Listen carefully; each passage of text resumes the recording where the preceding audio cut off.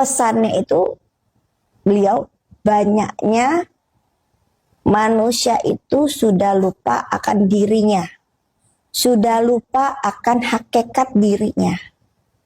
Ya, manusia itu sudah intinya tuh nggak mengenal dirinya gitu loh. Bahasanya seperti itu, tidak mengenal dirimu. Karena kan kita itu harus mengenal maunya Tuhan dalam diri kita.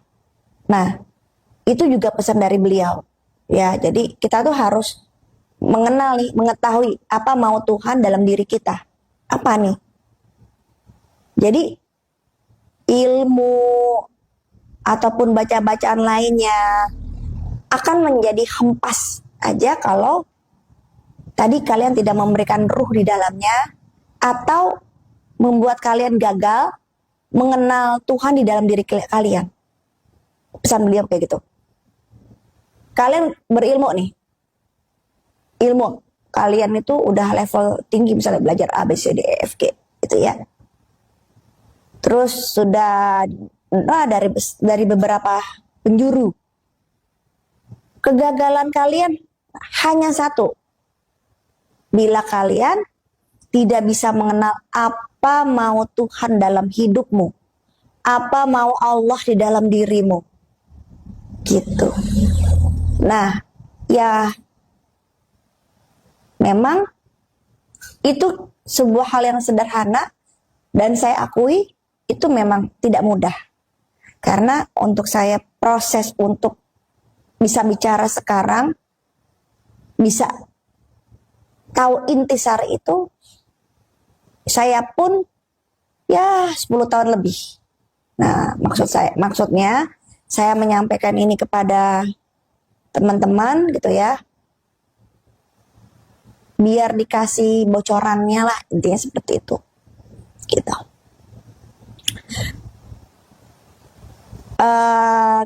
Itu salah satu pesan beliau ya. Nah, terus selanjutnya sing eling gitu. Maksudnya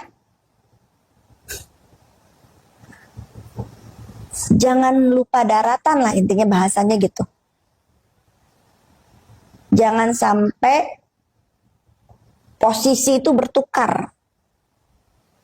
Kamu jadi hewan, hewan jadi manusia. Nah, karena yang terjadi itu adalah sekarang hampir seperti itu. Coba kalian perhatiin. Banyak hewan-hewan tertentu itu karakternya udah seperti manusia. Iya kan? Dan juga banyak beberapa orang juga karakternya manusia seperti hewan. Bener dong? Iya kan? Nah, sedangkan hewan aja belum tentu seperti itu. Jadi akhir zaman gitu loh, kesimpulan yang saya ambil adalah ini udah mencapai kepada akhir zaman. Seram ya, karena ketika saya dengar juga ada bergetar ya dalam diri saya gitu ya. Tapi ya memang kan sebagai manusia hari itu akan ada dan hari itu akan terjadi. Kita harus mempunyai bekal gitu ya yang banyak, mempersiapkan diri ya untuk ini semua. Karena kan semua ini juga di sini ini cuma hanya sementara gitu. Jadi kita harus prepare dan bagaimana kita berpikir untuk menyampaikan ini kepada keturunan kita.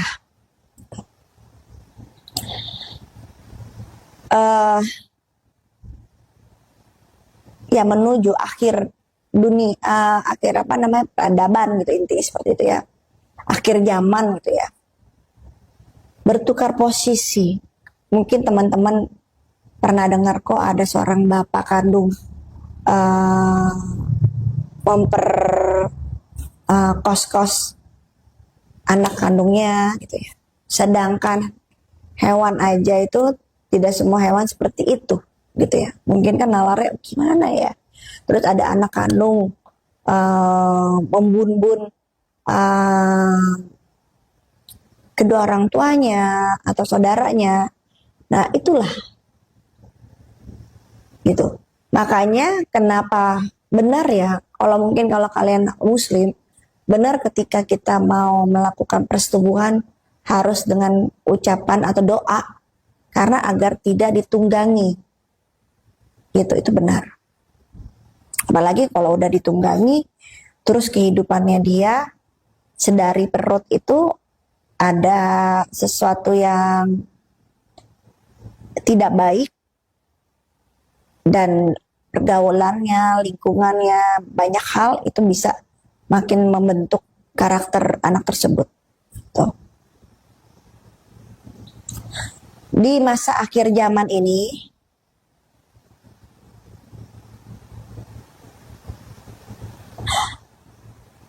sisi kemanusiaan sudah hilang. Ya. Nah, banyaklah akhirnya sebuah perkumpulan-perkumpulan baru atau memang yang sudah ada tapi akhirnya berkembang. Itu yang membuat akhirnya anak-anak bangsa, ibaratnya anak-anak muda atau di luar negeri pun terekrut. Udah sebahaya itu gitu loh. Makanya harus sadar, manusia harus tahu hakikatnya. Kita ditaruh di dunia ini karena banyak doktrin-doktrin yang membuat bahwa dunia ini adalah surga. Banyak yang sebagian mendoktrin-doktrin yang sesat itu mendoktrin seperti itu. Jadi salah satu juga pesan beliau seperti itu, ya. Dan sudah sangat banyak. Intinya selamati orang-orang terkasih kalian. Itu. Dan manusia itu ke depan itu sudah hidup bukan dengan hatinya lagi, tetapi ya tadi itu sudah banyak ditumpangi. Karena memang kan saya bilang tadi di part 1 dan part 2 bahwa ibu menyampaikan bahwa dia telah hadir di antara kita. Ya, pecahannya sudah hadir di antara kita, sudah berwujud manusia dan ada di golongan kalangan bisnis. Ya pokoknya kalangan orang-orang hebat. Jadi bukan ada di antara kalangan yang tidak pintar, justru pintar ekonomi, pintar politik, pintar semuanya. Ya ada di situ. Dan sudah tepatnya di luar Indonesia. Gitu. Dan memang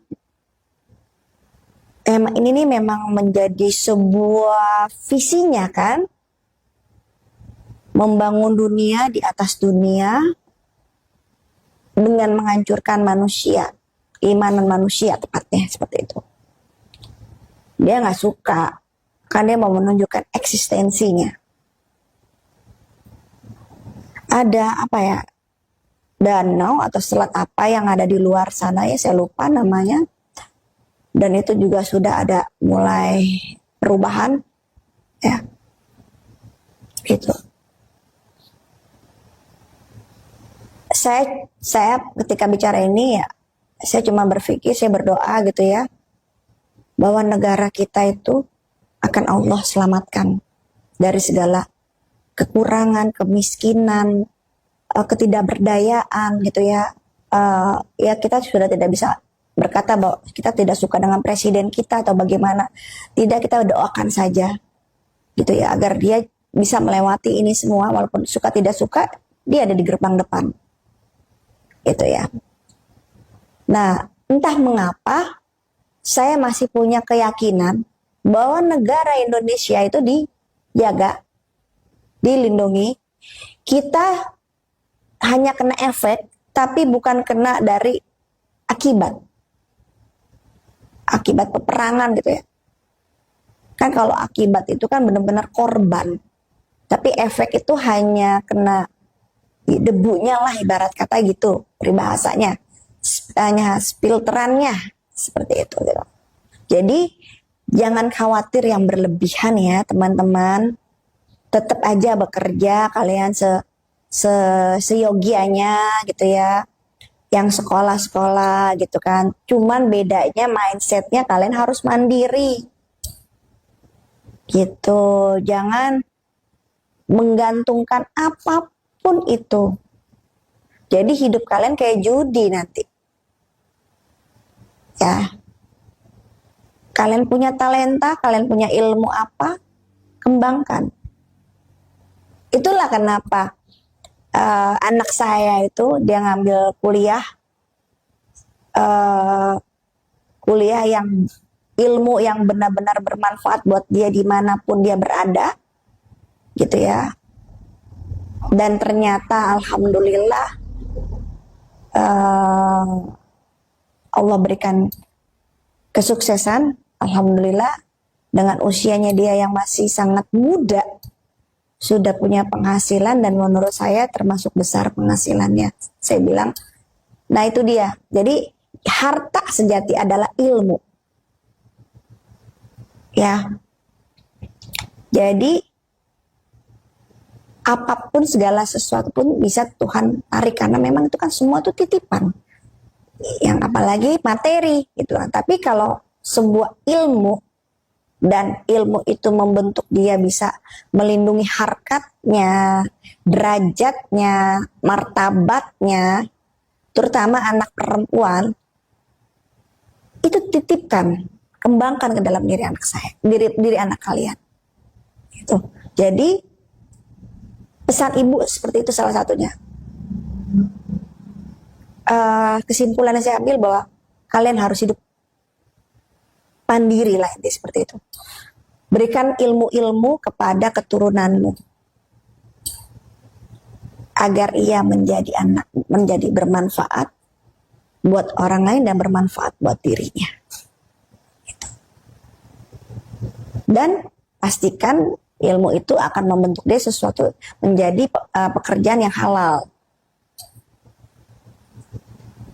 Jangan juga menitipkan ilmu akan mengarahkan dia ke sesuatu pekerjaan yang tidak halal. Pesannya beliau seperti itu. Kan sing eling gitu loh, harus sadar, kita harus sadar nih.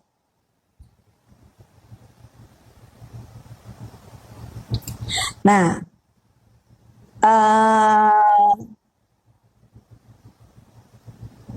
nanti part selanjutnya saya akan membahas tentang Eyang Prabu Siliwangi. Ya, karena sedikit ada kaitannya dengan omongan saya sekarang. Gitu. Pesan beliau juga, pesan dari Eyang Prabu Siliwangi. Kalau ini saya mendapatkan pesan itu justru lebih dahulu daripada pesan dari ibu. Ya.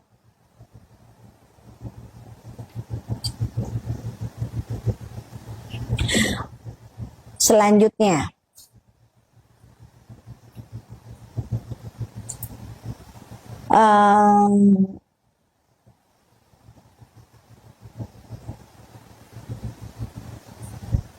tidak ada pemimpin yang sejati. Jadi intinya gini loh, kalian tidak perlu berekspektasi tinggi gitu loh. Tidak ada pemimpin yang sejati gitu, karena memang kan kalian itu intinya gini, kalian itu harus bisa menjadi pemimpin di diri kalian sendiri. Maksudnya arahkan kepada hal-hal yang baik. Kalian sudah harus mulai seperti itu. Kalian memimpin untuk diri kalian gitu loh. Nah, jadi digabungin dengan omongan yang tadi, bahwa kalian perintahkan diri kalian agar tidak tertukar posisi menjadi hewan. Sadarkan dirimu, kan sing eling. Sadarkan dirimu, hakikatmu. Gitu loh. Bahwa kamu manusia, kamu diberikan sebuah akal, pikiran, nurani, semua hakikatnya kita di dunia ini adalah untuk kembali pulang dan untuk mengenal Tuhanmu. Gitu. Tadi saya bilang, Percuma berilmu kalau kalian tidak mengenal apa mau Tuhanmu di dalam dirimu. Dan banyak manusia zaman sekarang hidup hanya sampai sini aja. Bahasanya gitu loh. Tidak pernah sampai sini. Sampai sini. Dan itu sudah 90%. Jadi hanya dengan nafsu pikiran. Keputusan-keputusan yang terjadi pun dengan nafsu pikiran. Beliau berkata begitu. Tetapi tidak pernah menggunakan ini. Hati. Nah, sedangkan di sini adalah pengantarmu, caramu mengenal apa mau Tuhanmu di dalam dirimu. Gitu. Di sini. Sedang kalian hanya sampai sini, kata gitu. Banyak manusia seperti itu. Tapi setelah saya dengar ini, memang benar. Banyak hal-hal yang terjadi di lingkungan gitu ya, di internal ataupun eksternal. Mereka hanya berpikir kepuasan, ego,